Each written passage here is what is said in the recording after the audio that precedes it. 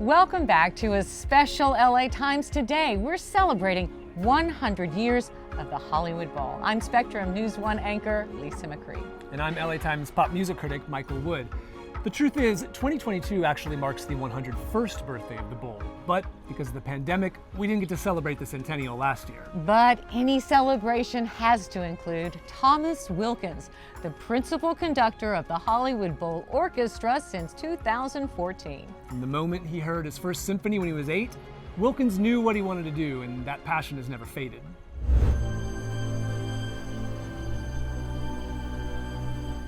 I like to say that I didn't find classical music, but that it found me.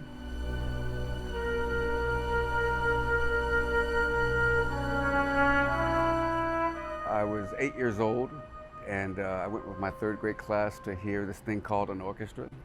And this man comes out, he stands on this box, and he waves his hands, and then this incredible sound happens. And I am captivated by this sound.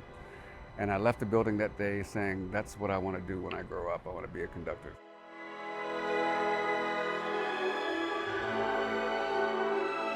I was born to a single mother and living in a housing project in Norfolk, and found my life's call.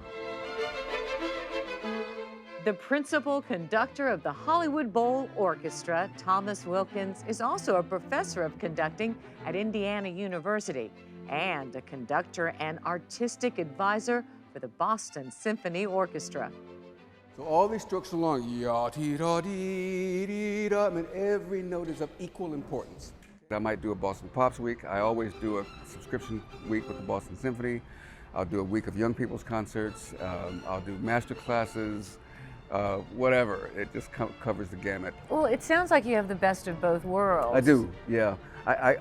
This I call my dessert job, because normally I'm doing Mozart, Beethoven, Haydn, Tchaikovsky. Here I get to do Stevie Wonder, John Legend, Earth, Wind and Fire, and in fact we were just with Earth, Wind and Fire on the Juneteenth concert. We've played with Journey, we've played with the B-52s, Boys to Men. And it's a lot of fun. Hollywood Bowl! So I love it when pop stars get here, because they hear the word orchestra and they get all freaked out about it, because they have their own image of what an orchestra is. And then, they hear how much it enriches the sounds that they have been living with for all these decades. And then they invariably, they all get to rehearsal and go, like, wow.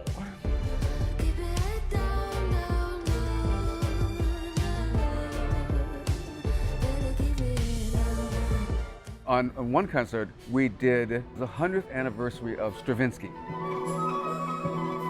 And then Stevie Wonder was at that concert. So after the concert, he came up to me and said, "Man, that Stravinsky was killing."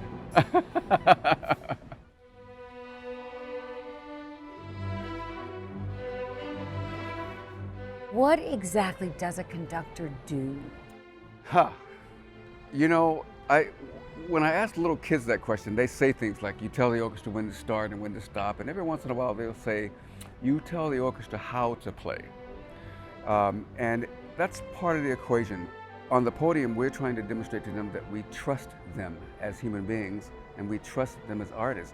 Yes, it's my job at the end of the day to unify the concept, but it's also my job to dignify them as human beings and as artists.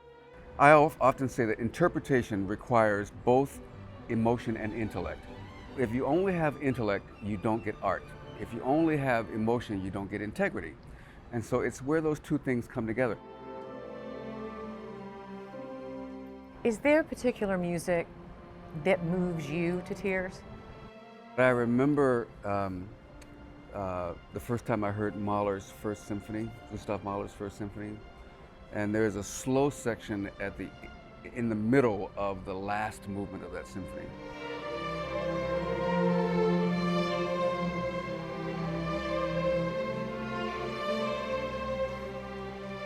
And it seems to know me in places that I didn't know existed about me.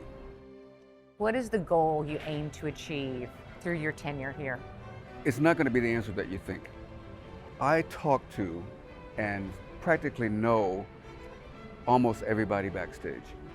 Security guards, stagehands, catering staff.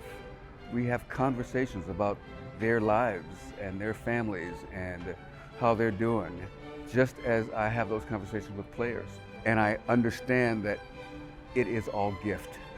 I'm not so much interested in legacy as I am interested in leaving behind a body of people who know that I cared for them and wanted the best for them, whether they were on stage or off stage. My personal motto is, every day I want to love something, learn something, and leave something behind. And if I can have achieved that in the time that I'm here, I'm good.